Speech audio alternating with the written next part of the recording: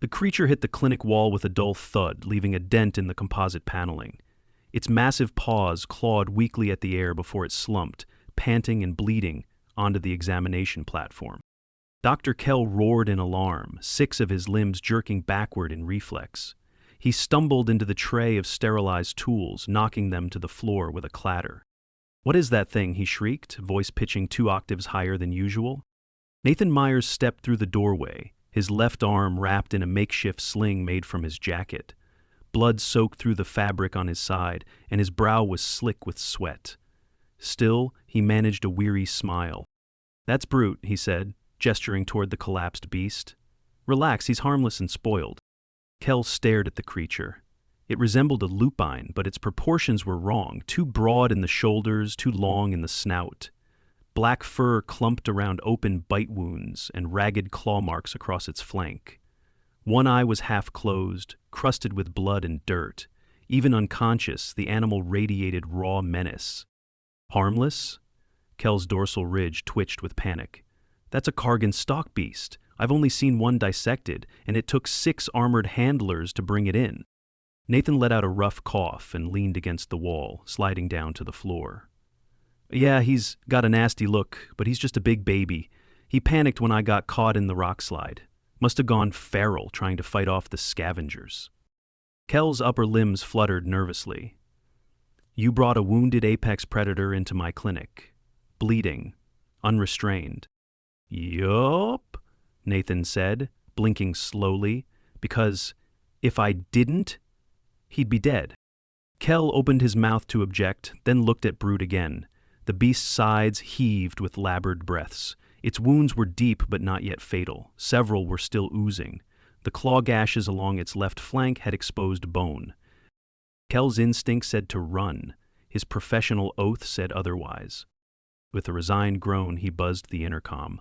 "Prep Bay 3, I need binding gel, bone foam, and a containment field. And alert security. Bring the heavy stun lances." Nathan chuckled, then winced and gritted his teeth. "Good call, but don't poke him unless he wakes up angry. He's touchy about strangers." Security arrived within minutes. 2 towering guards clad in riot armor, stun lances humming. Kell donned his surgical harness and approached Brute with measured steps. The containment field shimmered into place, pulsing violet around the creature's form. "Vitals are unstable," Kell muttered, scanning the readings on his wrist pad. "Heart rate elevated, toxins in the bloodstream. He's going septic." "Do whatever you need," Nathan said, voice faint. He slumped sideways and exhaled sharply. "Just don't let him die." Kell blinked at him. "You're bleeding internally." "Yeah," Nathan said, eyes closing. "That's probably not ideal." He lost consciousness before the medics arrived. When Nathan woke, the room was dim and quiet, except for the soft hum of a rehydration unit beside the bed. His ribs ached with every breath, and his arm was immobilized in a pressure cast. A diagnostic screen above him showed a scan of his abdomen. 2 cracked ribs, minor liver bruising, no major organ damage. He turned his head slowly. "Brute?" A voice answered from the corner. "Stable. He's in containment, still sedated." Kell stepped into view, a pair of dark blotches staining his uniform. "I had to seal 3 arterial bleeds and reconstruct part of his shoulder." "He'll live," Kell said, eyes narrowed. "Barely." Nathan exhaled in relief. "Thanks." Kell's dorsal plates bristled. "Don't thank me. I've never operated on a Kargan. I had to consult 12 anatomy charts during the surgery and 3 off-world vet boards. Do you have any idea how many regulations this violates?" "Probably a lot," Nathan said, voice raspy. "But you did it anyway." Kell folded 2 arms across his thorax. "Why?" Nathan blinked at him. "Why what?"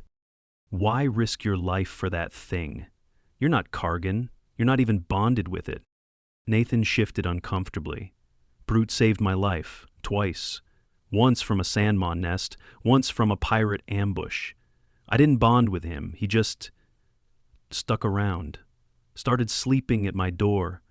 I guess he decided I was part of his pack." Kell's antennae twitched. That's not normal behavior. Neither is dragging a half-ton predator into a sterile clinic, Nathan said, smiling faintly. But here we are. Brute's recovery was slow. The stalk beast didn't regain consciousness for 2 days. When he did, it was with a sudden, violent thrash that shattered the containment field. Kel screamed and retreated behind a reinforced door.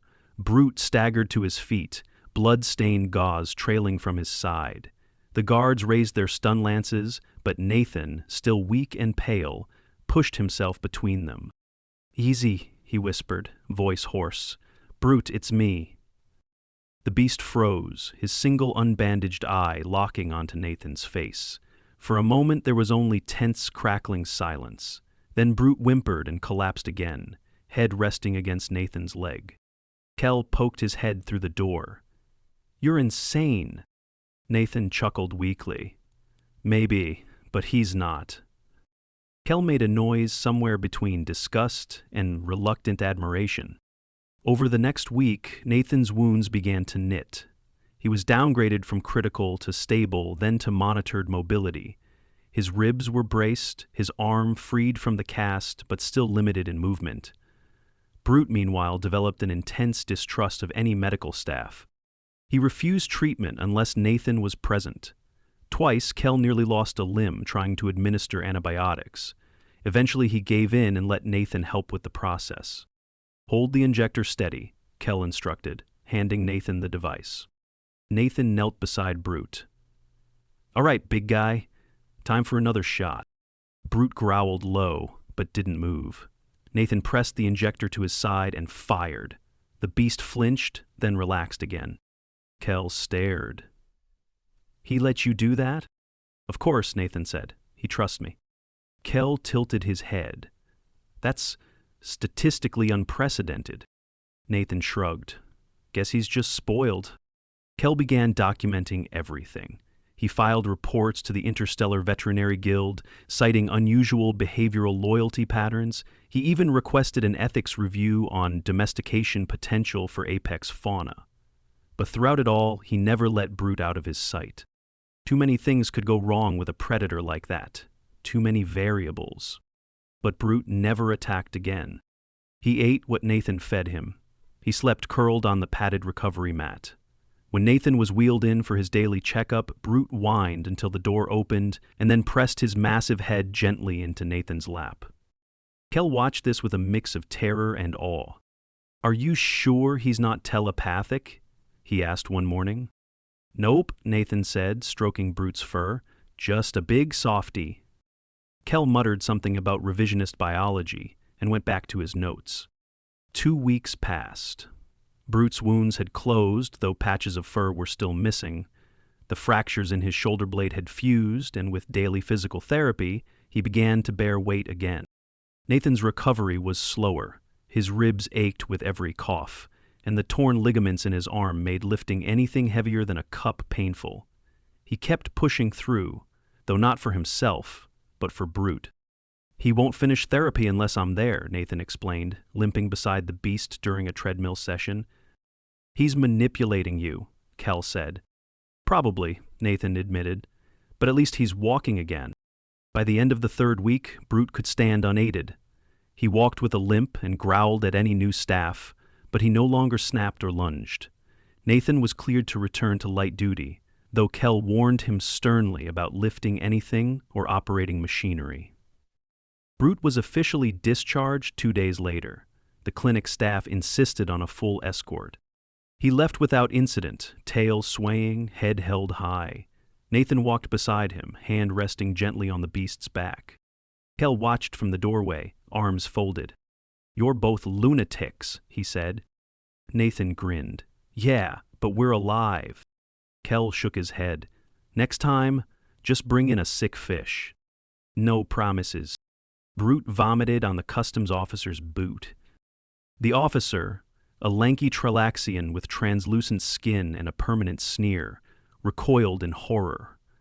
The bile had a glimmering sheen and sizzled faintly on contact with the metal floor. "Contain that thing," the officer shouted, clambering up onto a baggage scanner. "It expelled acid." Nathan tightened his grip on the leash. It's not acid. He ate a crate of vacuum-sealed nutrient paste this morning. That stuff never sits right. He's a biohazard. Nathan glanced down. He's embarrassed. Brute let out a low groan and curled his tail around one leg. A passing transit worker dropped his tablet and sprinted in the opposite direction. I have a permit, Nathan said, fishing a damp folder from his bag. He flipped it open and held it out, careful to avoid the puddle spreading toward his shoes. Certified non-aggressive, medically cleared, fully tagged. The officer stared at the document, then at Nathan, then at Brute. This is written in crayon. Only the signature, Nathan said. The rest is perfectly legal. The officer snatched the folder with a gloved hand and disappeared into a side room.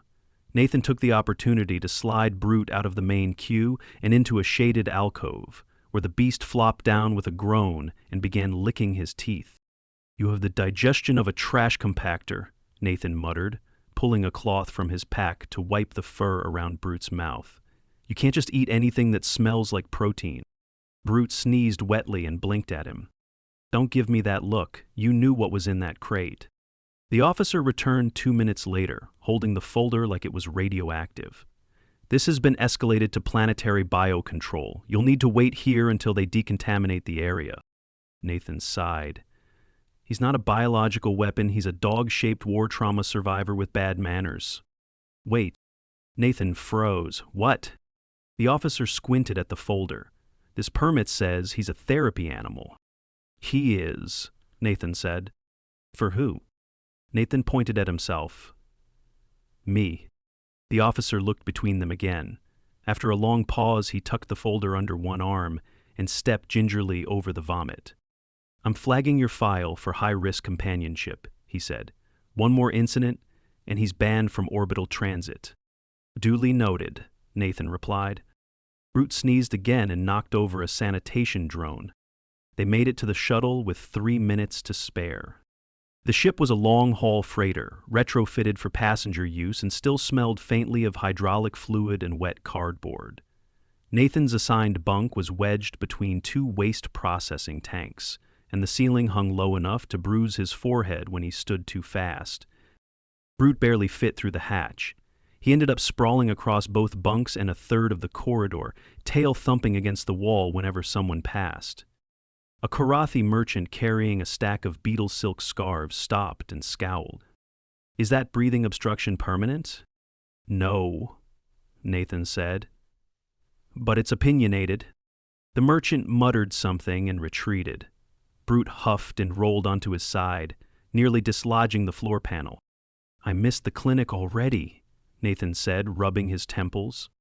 Brute yawned, revealing molars the size of Nathan's thumb. The intercom crackled. All passengers secure belongings and prepare for transition to slip space. Estimated duration 26 hours.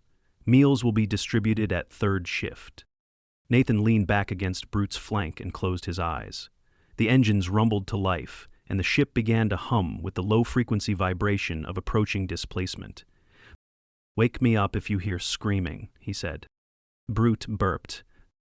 6 hours later, Nathan was awoken by a screaming child and the unmistakable sound of someone retching into a storage bin. He groaned, sat up, and reached for the water flask tied to Brute's harness. The beast was snoring, tongue lolling sideways, one paw twitching in a dream. Nathan took a sip, stood carefully, and made his way toward the galley. The corridor was dim, lit only by pulsing blue strips that flickered with each phase shift. He passed a pair of crew members arguing over cargo weights, a maintenance bot dragging a broken panel, and a vending unit that refused to accept his credits. Figures, he muttered, kicking it lightly. Need to borrow a crowbar? Asked a voice behind him. He turned to see a woman in a pilot's jacket, carrying a bag of freeze-dried noodles and a thermal mug. Her hair was tied in a series of practical knots, and one of her eyebrows had a scar running through it at a sharp angle. Depends. You offering to help, or join the machine uprising? She grinned. I'm off duty, just here for the entertainment. Nathan gestured at the vending unit. This thing owes me a meal. She leaned over and punched a sequence into the keypad. It clattered, whined, and spat out a packet of synth jerky. Pilot override, she said, handing it to him. Name's Callan. Nathan, thanks. You the guy with the walking nightmare? He's recovering. Kellen raised an eyebrow. From what, a nap? Nathan tore open the jerky. He had a rough month. You brought a Kargan stalker on a public shuttle? That's not rough. That's a threat display. He chewed slowly. He's house-trained. Callan laughed. You're serious? Nathan nodded. He's also been stabbed, shot, crushed, and nearly starved. Still hasn't bitten anyone. Callan sipped from her mug. Yet, they walked back toward the sleeping quarters, passing a group of gamblers whispering around a makeshift dice game. Someone had drawn a crude sketch of Brute on the wall with the words, "Do not pet," underlined 3 times. As they reached Nathan's corridor, Brute stirred. His ears twitched, then his head lifted. He sniffed the air and let out a low, questioning chirp. Yeah, Nathan said, dropping the jerky on the bunk. I met a person. Try not to act so surprised. Callan approached slowly, eyes fixed on Brute. Can I? Nathan shrugged. If you value your fingers, maybe wait until he decides. The Brute stretched, stood, patted over, and sniffed her boots. After a moment, he nudged her leg and flopped down at her feet. Callan blinked. Well, that's unsettlingly polite. Nathan picked up a grooming brush from his pack and began combing out a patch of matted fur. He's just assessing if you'd make a decent pillow. Do I? You're warm and flat-footed. He's into that. Brute let out a satisfied grunt and curled up again. Callan crouched beside him. I've flown combat runs over nebulae that were less unpredictable than this creature. Nathan looked up. You a military pilot? Used to be. Now I shuttle mining equipment and play cards with malfunctioning bots. Brute rolled onto his side and snored. Callan chuckled. Hard to believe he used to eat people. He still might, Nathan said, just not today. The rest of the trip passed without incident, unless one counted the incident with the upside-down luggage rack, which Nathan insisted didn't count because Brute had been panicking in his sleep. They docked at the orbital station above Coven Prime just after second shift the next day. Nathan strapped on his pack, adjusted Brute's travel harness, and followed the disembarking crowd into the customs chamber. A squad of peacekeepers stood flanking the exit, scanning arrivals with handheld spectrometers. One of them motioned to Nathan. Declaration of species, please. Nathan handed over a different folder, this time laminated, embossed, and signed with an actual stylus. The officer flipped through it, glanced at Brute, and tapped a code into his scanner. The device beeped once, then again. This unit pings as high-risk fauna. You'll need to check in with local wildlife control within 36 hours. Already scheduled, Nathan said. We're here for a behavioral study. The officer narrowed his eyes. Of what? Compassion, Nathan replied. Brute sneezed again, narrowly missing a passing diplomat. The officer handed the folder back. Good luck. Nathan grinned. We make our own. They stepped into the artificial sunlight of the station promenade, Brute's claws clicking against the polished floor. Passengers gave them a wide berth. A child waved. Brute tilted his head, then wagged his tail once. Callan caught up to them near the lift tubes. You still planning to walk that monster through a research dome? Only if I can find someone willing to let me in. She handed him a card. Talk to Dr. Vesh on deck 6. He owes me 3 favors and a new coat. Nathan took the card. What happened to the coat? Brute's cousin happened, Callan said, then winked. Don't get eaten. Brute burped again. Nathan sighed. No promises. It was late afternoon station time when Nathan and Brute stepped off the lift onto deck 6. The air smelled faintly of ozone and citrus disinfectant, the kind that lingered in research sectors. A sanitation drone swerved to avoid Brute's tail, then promptly shorted out on a wall panel. Friendly place, Nathan muttered, brushing fur off his jacket. A large glass door ahead bore the etched emblem of the Interdisciplinary Cognition Institute, its letters scrolling in 5 languages. A retinal scanner blinked to life as they approached, but paused when it registered Brute. Don't breathe on that, Nathan said, lifting the beast's snout away. A voice crackled from a recessed speaker. State your business. Callan sent me. I've got a behavioral subject for Dr. Vesh. Brute sneezed twice and sat down, blocking the entire doorway. The speaker paused, then buzzed. Enter, quickly. Inside, the lab was a mess of floating data panels, tangled sensor webs, and a smell like overripe fungus. A squat figure with elongated eye ridges and a scowl that seemed permanent shuffled into view, wearing a lab coat 2 sizes too long. I'm Vesh, he said, ducking under a hanging scanner. You brought the canine war engine? He's not a war engine, Nathan replied. He's a trauma case. Vesh walked a slow circle around Brute, muttering. Tissue regrowth complete. Scar tissue minimal. Gates suggests only residual stiffness in the left rear limb. Impressive recovery. I've been doing the rehab myself. He doesn't like strangers poking him. Understandable. Neither do I.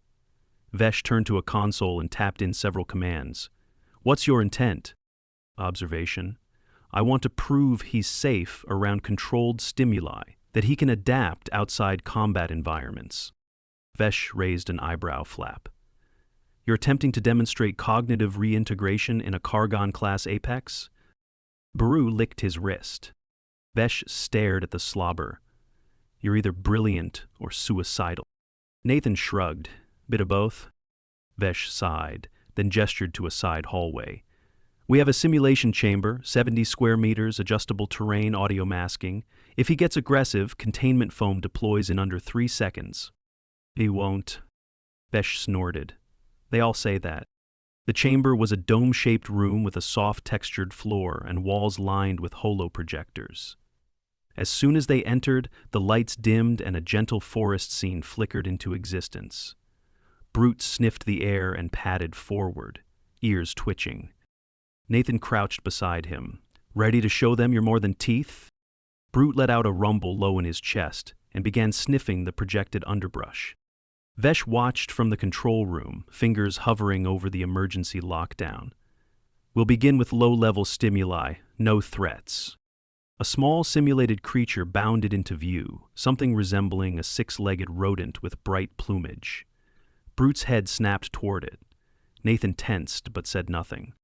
Brute stepped forward once, twice, then stopped. The creature skittered past him. He watched it go, then sat back down. Vesh blinked. He didn't pursue. Told you.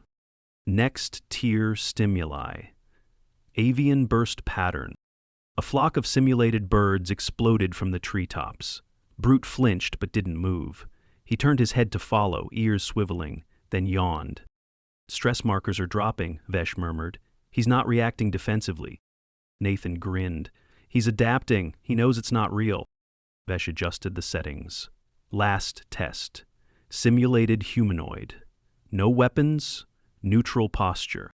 A projection of a humanoid figure appeared among the trees, walking slowly, hands visible. Brute rose and approached cautiously. The projection stopped. Brute sniffed the air, circled twice, then sat beside it. When it didn't move, he pawed at the ground and lay down. Face leaned back. I've seen trained security units with less restraint. Nathan offered Brute a strip of dehydrated fish. Good boy. Vesh entered the chamber 5 minutes later, carrying a scanner. Brute stood but didn't growl. He watched Vesh carefully, then sat again. This is not instinct, Vesh said, scanning Brute's vitals. This is learned behavior. He's had to learn. The wild wouldn't take him back, and the galaxy doesn't want him unless he fits in. Vesh looked up. And he chose you? Nathan nodded. I didn't ask him to. He just stayed. Vesh turned off the scanner. I'll file an official report. You'll be cleared for public habitat zones pending standard leash protocols and weekly check-ins. That's all? Vesh frowned. You expected resistance? Honestly, I thought I'd have to bribe someone. Vesh's eye ridges twitched. You still might. But not me. That evening they returned to the public section of the station. Brute walked with a steady, controlled gait, tail low, eyes alert but relaxed. Passers-by gave them space, but no one screamed or ran. Nathan stopped at a food stall and ordered a bowl of salted root strips and a fried protein curl. Brute waited beside him, ignoring the scent of grilled meat in the air. The vendor, a wrinkled hadron with one milky eye, leaned forward. "That beast yours?" "Yeah, looks like he's got manners." "He's working on it." The vendor handed over the food. "We had one of those back on my homeworld. Took out 3 raiders before it bled out. Never saw anything like it." Nathan glanced down at Brute. "I've seen what they can survive. Then you've seen what they can feel." Back at their assigned quarters, Nathan checked Brute's bandages. Only one left, covering a patch of still tender skin near the ribs. The fur was growing back in soft, uneven tufts. He applied a layer of dermal salve and rewrapped the area with a fresh strip. "You're nearly there," he said. "No more limping." Brute licked his face once and curled up on the floor mat. The next morning, they met with a council mediator in a glass-walled conference room high above the station's central axis. A representative from the Planetary Immigration Board sat opposite, flanked by 2 quietly humming security drones. "I've reviewed the vet's report," the representative said, "and the behavioral footage. This is unconventional." "I'm not asking for citizenship," Nathan said. "Just a permit to stay. He's not a threat." Brute sat beside him, posture calm. His tail didn't move, and he made no sound. The mediator tapped a stylus against the table. "You're aware this will require monthly evaluation." "Fine.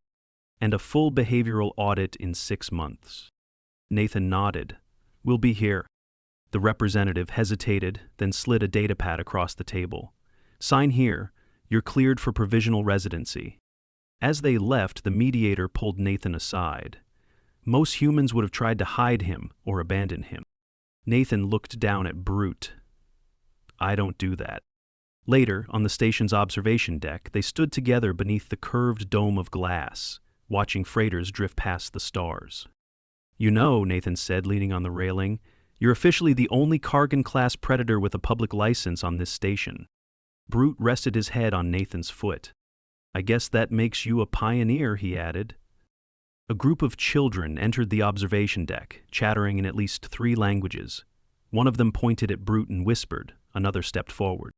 "Can I pet him?" Nathan glanced down. Brute's ears were up, eyes calm. He gave a single short tail thump. "Go ahead," Nathan said carefully. "Just the shoulder." The child reached out, touched the thick fur, then grinned. "He's soft." Brute blinked slowly and let his tongue loll out. The other children gathered around. Nathan crouched beside him. "You earned this, big guy." Brute yawned and lay down, surrounded by laughter. And for the first time in weeks, Nathan stopped bracing for the worst.